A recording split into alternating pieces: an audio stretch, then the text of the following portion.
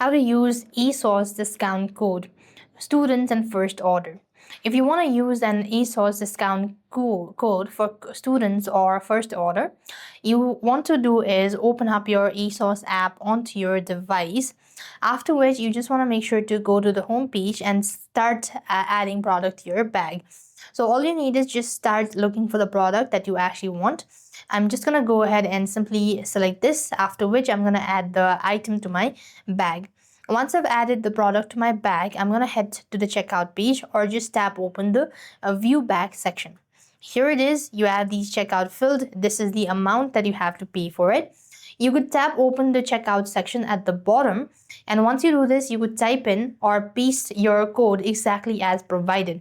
What you need is you just have to scroll down and look for these payment, or you just have to go and look for these actually here it is, promo student code or gift voucher. You just tap open that up, then you could go ahead and select promo slash student code.